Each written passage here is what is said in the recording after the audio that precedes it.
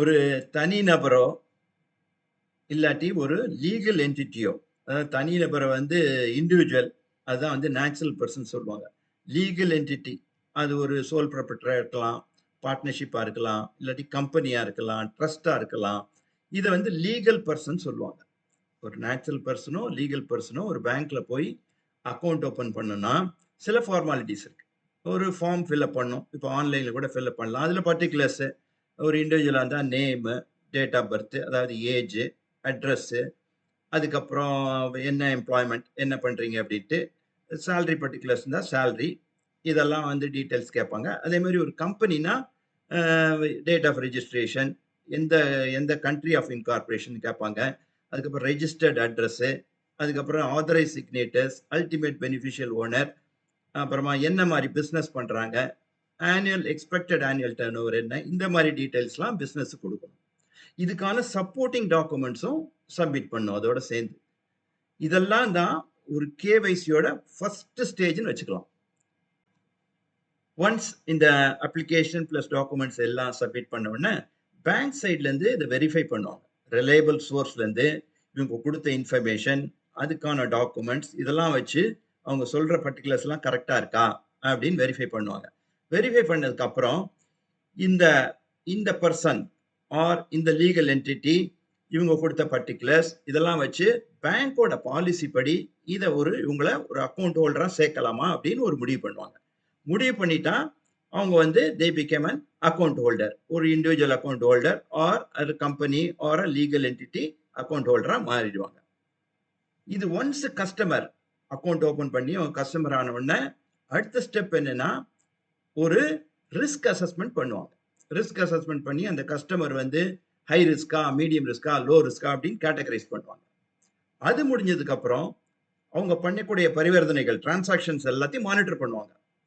என்ன மாதிரி transactions பண்றாங்கன்றதை monitor பண்ணுவாங்க. அது லோ ரிஸ்கா இருந்தா அதுக்கேற்ற மாதிரி இன்டென்சிட்டி குறைவா இருக்கும், மீடியம் ரிஸ்க் அதுக்கேற்ற மாதிரி இருக்கும், ஹை ரிஸ்க்னா அந்த மானிட்டரிங் வந்து இன்டென்சிட்டி அதிகமா இருக்கும். இது டிரான்சாக்ஷன் மானிட்டரிங். இப்ப இந்த என்டையர் ப்ராசஸ் தான் வந்து கேஒய்சி ப்ராசஸ். இந்த கேஒய்சி ப்ராசஸ்ல வந்து இந்த எல்லா ஃபங்க்ஷனையும் வைக்கும்போது ஒரு 4 எலிமெண்ட்ஸ் அதுல இருக்கு. அதாவது 4 பில்லர் அப்படின்னு சொல்லுவாங்க. 4 தூண்கள், கேஒய்சியோட 4 தூண்கள். இந்த ஃபங்க்ஷன்ஸை வச்சு 4 தூண்களா பிரிக்கலாம். ஒன்னு customer acceptance policy, second customer identification procedure, third risk assessment and risk management, fourth ongoing transaction monitoring. இதுதான் வந்து 4 பில்லர்ஸ் ஆஃப் கேஒய்சி. இந்த வீடியோல நம்ம இந்த ஒவ்வொரு பில்லரை பத்தியும் ஓரளவுக்கு டீட்டெயிலா பார்க்க போறோம். வாங்க வீடியோக்குள்ள போலாம்.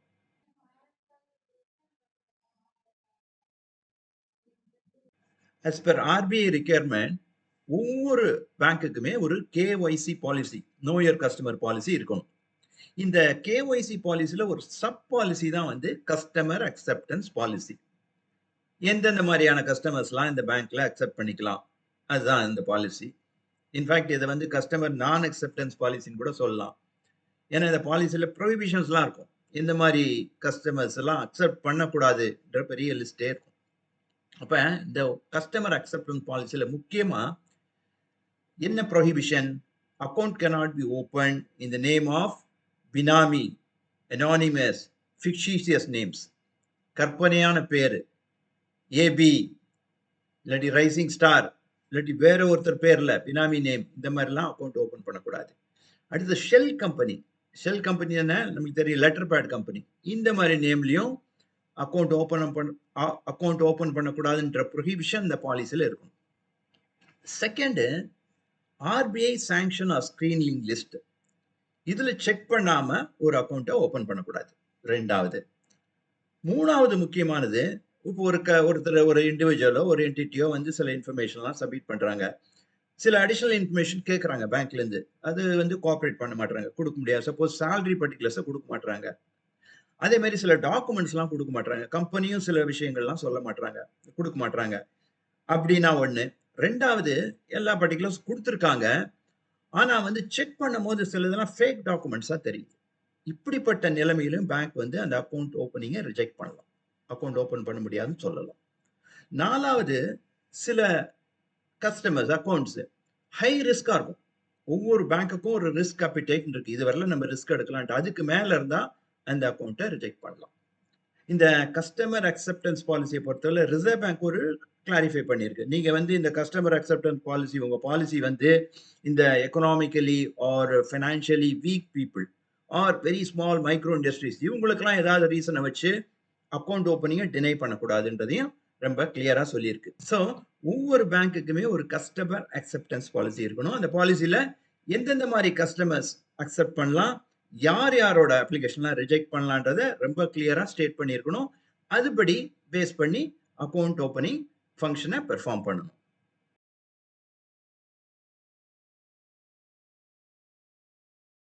இது as part of the customer onboarding process ஏற்கனவே சொன்ன மாதிரி application form plus various documents வந்து ஒரு இண்டிவிஜுவல் இல்லாட்டி லீகல் என்டிட்டிலேருந்து வாங்குவாங்க. இந்த இண்டிவிஜுவல் வச்சு பார்க்கும்போது அஃபிஷியலி வேலிட் டாக்குமெண்ட்ஸ் அதுதான் ஐடென்டிட்டி ப்ரூவ் பண்ணுறதுக்கு அது ஒரு 6 டாக்குமெண்ட் இருக்குது. அதில் ஏதாவது ஒன்று அக்செப்ட் பண்ணிக்குவாங்க. ஒன்று பாஸ்போர்ட்டு இல்லாட்டி டிரைவிங் லைசன்ஸ் இல்லாட்டி ஆதார் கார்டு இந்த மாதிரி 6 அஃபிஷியலி வேலிட் டாக்குமெண்ட்ஸ் இருக்குது. இதில் ஒன்று அக்செப்ட் பண்ணுவாங்க. இதை தவிர இப்போ அட்ரஸ் வந்து இப்போ லேட்டஸ்ட் அட்ரஸ் டிஃப்ரெண்ட்டாக இருந்தால் லேட்டஸ்ட் யூட்டிலிட்டி பில்லு, அப்புறம் பேன் கார்டு, அதுக்கப்புறம் எம்ப்ளாய்மெண்ட் பர்டிகுலர்ஸ், சேலரி பர்டிகுலர்ஸ் இதெல்லாம் வந்து கலெக்ட் பண்ணுவாங்க இண்டிவிஜுவலுக்கு. ஒரு என்டிட்டி இருந்தால் சர்டிஃபிகேட் ஆஃப் இன்கார்பரேஷன், பார்ட்னர்ஷிப் இருந்தால் பார்ட்னர்ஷிப் டீட், ட்ரஸ்டாக இருந்தால் ட்ரஸ்ட் டீட், ஒரு பப்ளிக் லிமிடெட் கம்பெனியாக இருந்தால் மெமராண்டம் ஆர்டிகல்ஸ், அதே மாதிரி ஒரு எக்ஸிஸ்டிங் கம்பெனியாக இருந்தால் ஆடிட்டட் பேலன்ஸ் ஷீட், இந்த மாதிரி எல்லா டாக்குமெண்ட்ஸும் கலெக்ட் பண்ணிடுவாங்க. இப்போ இதெல்லாம் வெரிஃபை பண்ணணும். வெரிஃபை பண்ணுறதுக்கு மோஸ்ட்லி சில இதெல்லாம் இஷ்யூயிங் அத்தாரிட்டி, இப்போ ஆதார் இஷ்யூயிங் அத்தாரிட்டி இருக்குது, பேன் கார்டு இஷ்யூயிங் அத்தாரிட்டி, அதே மாதிரி லைசன்ஸ் இஷ்யூயிங் அத்தாரிட்டி அந்த வெப்சைட்டில் அங்கேயே போய் அங்கே செக் பண்ணிக்குவாங்க. செக் பண்ணி அதை அத்தென்சிட்டி எல்லாம் கரெக்டாக இருக்கான்னு பார்ப்பாங்க. அதே மாதிரி இந்த கம்பெனி கொடுத்த certificate of registration, memorandum articles இதெல்லாம் போய் ரெஜிஸ்ட்ரார் ஆஃப் கம்பெனிஸ் வெப்சைட்டில் போய் இந்த மாதிரி ரிலையபிள் சோர்ஸ் இதில் வெரிஃபை பண்ணுவாங்க. ஒன்ஸ் இந்த டாக்குமெண்ட்ஸ்லாம் செக் பண்ணிட்டா அடுத்தது நேமை வந்து ஸ்க்ரீன் பண்ணுவாங்க. யார் நேம்ஸ் ஆஃப் இண்டிவிஜுவல்ஸ், ஜாயிண்ட் அக்கௌண்ட்ஸ்னா அவங்க நேம் சேர்த்து, அதே மாதிரி ஒரு கம்பெனினா beneficial owners, ultimate beneficial owners அவங்க நேம் இதெல்லாம் வந்து will be screened for adverse media, sanction list, PEP screening இதெல்லாம் பண்ணுவாங்க. அதுக்கு ரிலையபிள் சாஃப்ட்வேர்ஸ் இருக்குது. சில வேர்ல்ட் செக்னு ஒன்று இருக்குது, லெக்ஸஸ் நெக்ஸஸ்ன்னு இருக்குது. இந்த மாதிரி சாஃப்ட்வேர்லாம் யூஸ் பண்ணி இந்த நேமை ஸ்க்ரீன் பண்ணுவாங்க. இந்த நேம் ஸ்க்ரீனிங்கில் அந்த நேம்ஸ் எல்லாம் கிளியர் ஆயிடுச்சுன்னா அக்கௌண்ட்டை ஓப்பன் பண்ணிடலாம். இந்த சாங்ஷன் அதில் ஒரு ஹிட் இருந்தால் அது சாங்ஷன் அந்த நேமுக்கு அகேன்ஸ்டாக சாங்ஷன் இருக்குது, அந்த கம்பெனிக்கு எதுக்காக சாங்ஷன் இருக்குன்னா இமீடியட்டாக அந்த இதை வந்து ரிஜெக்ட் பண்ணுவாங்க, அந்த அப்ளிகேஷனை ரிஜெக்ட் பண்ணுவாங்க. ஸோ இதுதான் வந்து இந்த ஹோல் ப்ராசஸை டியூ டெலிஜென்ஸ் அப்படின்னு சொல்லுவாங்க. Due diligence. இப்போ இந்த டியூ டெலிஜென்ஸில் சில கஸ்டமர்ஸ் ஹை ரிஸ்க் கஸ்டமர்ஸ் தெரிய வரும். PEP customers, high net worth individuals, இல்லாட்டி company operating in high risk jurisdictions இந்த மாதிரி இதெல்லாம் எடுத்து வச்சு தனியாக பிரிச்சுட்டு அவங்க வந்து அடிஷ்னல் டாக்குமெண்ட்ஸ் வாங்குவாங்க. Source of income, source of wealth, income tax return இந்த மாதிரி சில அடிஷ்னல் டாக்குமெண்ட்ஸ் வாங்குவாங்க. சில நேரம் பேக்ரவுண்ட் செக் பண்ணுவாங்க, ஃபேக்ட்ரி விசிட் பண்ணுவாங்க, இண்டிவிஜுவலாக இருந்தால் அவங்க ரெசிடென்ஸ்க்கே போய் கரெக்டானு பார்ப்பாங்க. இந்த மாதிரி அடிஷ்னல் செக்ஸ் இதெல்லாம் இருக்கும். இதுக்கு பேர் என்ஹான்ஸ் டியூ டெலிஜென்ஸ் பேர். இது முடிஞ்சதுக்கு அப்புறம் ஓகே இந்த ஹை ரிஸ்க் கஸ்டமர்ஸை ஆன்போர்ட் பண்ணலான்னு ஒரு முடிவு பண்ணா எப்போ முடிவு பண்ணுவாங்க? இந்த ஹை ரிஸ்க் கஸ்டமர்ஸ் சப்போஸ் ஒரு பொலிட்டிக்கலி எக்ஸ்போஸ் பர்சன், இது ஹை ரிஸ்க் கஸ்டமர்ஸாக இருந்தால் கூட they also bring business to the bank.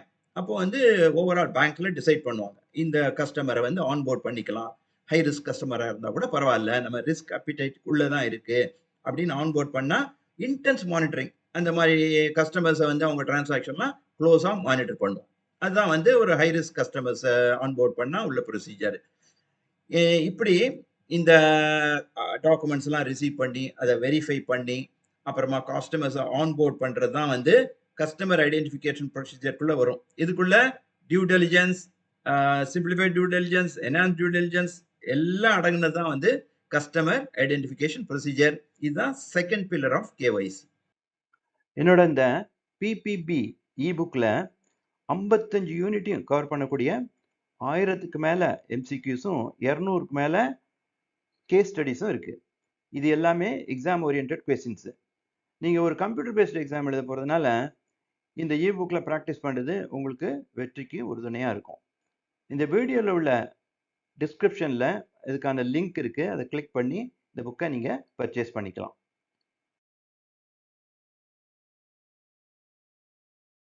ஒரு நேச்சுரல் பெர்சனோ லீகல் பெர்சனோ அக்கௌண்ட் ஓபன் பண்ணியாச்சு. இப்ப அடுத்த ஸ்டெப் ஒரு பேங்க்குக்கு வந்து ரிஸ்க் அசஸ்மெண்ட். இந்த கஸ்டமர்ஸ் ஹை ரிஸ்கா, மீடியம் ரிஸ்கா, லோ ரிஸ்கா அப்படின்னு கண்டுபிடிக்கிறது தான் வந்து அடுத்த ஸ்டெப். இப்ப இதுல 4 சப் ரிஸ்க் ஃபேக்டர்ஸ் எடுத்துக்குவாங்க. ஒன்னு கஸ்டமர் ரிஸ்க், ரெண்டாவது product risk, third geographical risk, fourth delivery channel risk. இந்த கஸ்டமர் ரிஸ்க்ல இந்த இண்டிவிஜுவல்னா இந்த கஸ்டமர் ஒரு நான் ரெசிடென்ட்டா இல்லாட்டி பொலிட்டிக்கலி எக்ஸ்போஸ் பர்சனா, ஹை நெட்வொர்த் இண்டிவிஜுவலா, இந்த மாதிரி விஷயங்கள்லாம் ஃபேக்டர்ஸ்லாம் பார்ப்பாங்க. ஒரு கம்பெனியை பொறுத்தவரையில இந்த கம்பெனி ஒரு நான் ரெசிடென்ட் கம்பெனியா, கண்ட்ரி ஆஃப் இன்கார்பரேஷன் வெளியே இருக்கா, அடுத்தது இந்த கம்பெனி வந்து ஒரு கேஷ் இன்டென்சிவ் பிசினஸ் நடத்துதா, ஒரு ரியல் எஸ்டேட் ஏஜென்ட்டா, ஒரு ஒரு ரியல் எஸ்டேட் டெவலப்பரா, இல்லாட்டி வந்து ஒரு ஜுவல்லரி ஷாப் வச்சிருக்கா, இந்த மாதிரி விஷயங்கள்லாம் கூட இதுல ஃபேக்டர்ஸ் எடுத்து பார்ப்பாங்க கஸ்டமர் ரிஸ்க்ல. இது செகண்ட் ப்ராடக்ட் ரிஸ்க். ஒரு இண்டிவிஜுவல் வந்து ஒரு எஸ்பிஐ அக்கௌண்ட் வச்சு அதை மேனேஜ் பண்ண போறாங்களா, இல்லாட்டி வந்து ஒரு லோன்ஸ் வேரியஸ் லோன்ஸ் எடுப்பாங்க, கிரெடிட் கார்டு எடுக்கிறாங்களா, இல்லாட்டி வந்து கிராஸ் பார்டர் டிரான்சாக்ஷன்ஸ் வெளிநாட்டுகளுக்கு பணம் அனுப்புவாங்களா, ஒரு நான் ரெசிடென்ட்டா, இதெல்லாம் வந்து product as far as individuals பார்ப்பாங்க. இந்த கேஸ் ஆஃப் கம்பெனி ஒரு என்டிட்டி என்னென்ன மாதிரி ப்ராடக்ட்ஸ், என்னென்ன மாதிரி லோன்ஸ் எல்லாம் அவைல் பண்ண போறாங்க, whether foreign currency loans avail பண்ணுவாங்களா, இந்த மாதிரி ஃபேக்டர்ஸ் எல்லாம் அந்த ப்ராடக்ட்ஸ்ல பார்ப்பாங்க. பிளஸ் ட்ரேட் ஃபைனான்ஸ் பண்ணுவாங்களா, கிராஸ் பார்டர் டிரான்சாக்ஷன்ஸ் பண்ணுவாங்களா, இந்த மாதிரி ஃபேக்டர்ஸ் எல்லாம் எடுத்துக்குவாங்க. தேர்ட் வந்து ஜியோகிராபிக்கல் ரிஸ்க்.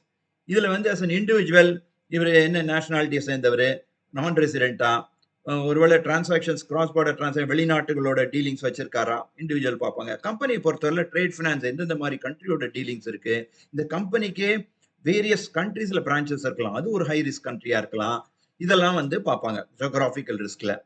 அடுத்து டெலிவரி சேனல் ரிஸ்க். என்னென்ன மாதிரி டெலிவரி சேனல்ஸ் யூஸ் பண்றாங்க, அஸ் அன் இண்டிவிஜுவல் அவர் பிரான்ச்சுக்கு வந்து ஒரு டிரான்சாக்ஷனை கண்டக்ட் பண்றாரு, அவ்வளவுதான்.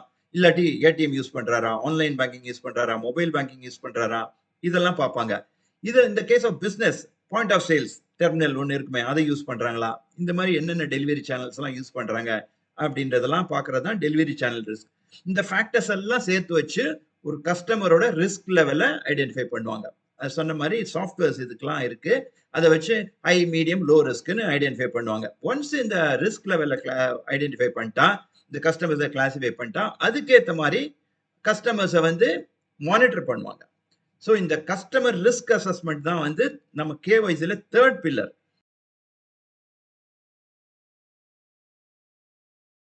இப்போ கஸ்டமர் ஆன்போர்டிங் ப்ராசஸ் முடிஞ்சது, அடுத்தது ரிஸ்க் அசஸ்மெண்ட் முடிஞ்சது. இப்போ ஒவ்வொரு கஸ்டமருக்குமே ஒரு ப்ரொஃபைல் ரெடியா இருக்கும். இப்ப இந்த ஆன்கோயிங் டிரான்சாக்ஷன் மானிட்டரிங்னா என்னன்னா, இந்த கஸ்டமர் ப்ரொஃபைல் இருக்கு, அவங்க transaction is it in line with the profile, அது பார்க்கறது தான். இந்த ப்ரொஃபைலுக்கு ஒத்து போதா அவங்க ஒவ்வொரு டிரான்சாக்ஷனுக்குன்றது பார்க்கறது தான் வந்து இந்த ஆன்கோயிங் டிரான்சாக்ஷன் மானிட்டரிங். இதெல்லாம் வந்து மேனுவலா பண்றது கஷ்டம். சாஃபிஸ்டிகேட்டட் சாஃப்ட்வேர் இதுக்கு யூஸ் பண்ணி தான் டிரான்சாக்ஷன் மானிட்டரிங் பண்றாங்க. இப்ப இதுல ஏதாவது அன்யூஷுவல் டிரான்சாக்ஷன் வந்தா அந்த சாஃப்ட்வேரே ஒரு அலர்ட்னு ஒன்று ஜென்ரேட் பண்ணும், அந்த ரெட் ஃபிளாக்ஸ். அது அப்புறமா எக்ஸாமின் பண்ணி அது உண்மையிலேயே ஒரு சஸ்பெக்டட் டிரான்சாக்ஷனா அப்படின்னு பார்த்துட்டு அதுக்கு தேவையான சஸ்பீஷியஸ் டிரான்சாக்ஷன் ரிப்போர்ட் ஃபைல் பண்ணுவாங்க. இப்ப ஃபார் எக்ஸாம்பிள் ஒரு சேலரிட் இண்டிவிஜுவல் இருக்காரு, மாசத்துக்கு ஒரு 40,000 ரூபாய் சம்பளம் வாங்கிட்டு இருக்காரு. இது அக்கௌண்ட்ல தெரிஞ்சிட்டு இருக்கும். திடீர்னு அவர் அக்கௌண்ட்டுக்குள்ள ஒரு 10 லட்சம் வந்து உழுவுது அப்படின்னும் போது இது ஒரு அன்யூஷுவல் டிரான்சாக்ஷன், இது ஒரு அலர்ட்டா ஜென்ரேட் ஆகும். அதே மாதிரி பிசினஸ்னு வச்சுக்கோங்க, ஒரு டெக்ஸ்டைல் பிசினஸ் ஒருத்தர் பண்றாங்க, அவங்க வந்து டைமண்ட் மெர்ச்சன்ட்டுக்கு அப்பப்போ பணம் அனுப்புறாங்க. அதே மாதிரி வெளிநாடுகளுக்கு சம்பந்தம் இல்லாம பணம் அனுப்பிக்கிட்டு இருக்காங்க. இதெல்லாம் வந்து ஒரு அலர்ட்டா ஜென்ரேட் ஆகும். இந்த அலர்ட் ஜென்ரேட் ஆன உடனே இதை analyst, AML analyst, monitoring analyst, அவங்க வந்து இதெல்லாம் செக் பண்ணுவாங்க. ஒரு அலர்ட்டையும் செக் பண்ணிட்டு மேபி கஸ்டமர்கிட்டயே போய் அடிஷ்னல் டாக்குமெண்ட்ஸ் இதெல்லாம் வாங்கி அதை சாட்டிஸ்ஃபை பண்ண முடியும் மாதிரி அவங்க டாக்குமெண்ட்ஸ் கிளாரிஃபிகேஷன் கொடுத்து அதை க்ளோஸ் பண்ணுவாங்க. இல்லைன்னா இது உண்மையிலேயே ஒரு சஸ்பீஷியஸ் டிரான்சாக்ஷன்னா இதை வந்து ஒரு சஸ்பீஷியஸ் டிரான்சாக்ஷன் ரிப்போர்ட் ப்ரிப்பேர் பண்ணி பிரின்சிபல் ஆஃபீஸர், அவர் தான் வந்து deciding authority for the purpose of submitting a suspicious transaction report with FIU India. So இந்த transaction monitoring, ongoing transaction monitoring, இது மெயின் பர்பஸ் வந்து ஒரு கஸ்டமர் பண்ணக்கூடிய டிரான்சாக்ஷன்ஸ் எல்லாம் சேஃப் அண்ட் சவுண்டா இருக்கு, அது வந்து மணி லாண்டரிங்கோ டெரரிஸ்ட் ஃபினான்சிங்கோ இன்வால்வ் ஆகாம இருக்கு இதை இன்ஷூர் பண்றது தான் வந்து ongoing transaction monitoring. அப்போ in case there is a suspicion, then the principal officer ஒரு suspicious transaction report financial intelligence unit இந்தியாவோட ஃபைல் பண்றது. ஸோ இதுதான் மெயின் அப்ஜெக்டிவ். இதுதான் வந்து கேஒய்சியோட fourth pillar, that is ongoing transaction monitoring. இந்த வீடியோல 4 pillars of KYC பார்த்தோம். Number 1, customer acceptance policy. Number 2, customer identification procedure. Number 3, risk assessment and risk management. And number 4, ongoing transaction monitoring. ஒரு சின்ன reminder, இந்த இ-புக்கை நீங்க இன்னும் பர்ச்சேஸ் பண்ணலன்னா இந்த வீடியோவில் டிஸ்கிரிப்ஷன்ல உள்ள லிங்கை கிளிக் பண்ணி பர்ச்சேஸ் பண்ணிக்கோங்க. நெக்ஸ்ட் வீடியோல நம்ம unit 4 opening account of various types of customers இதான் பார்க்க போறோம். Till we meet in the next video, it's goodbye from me.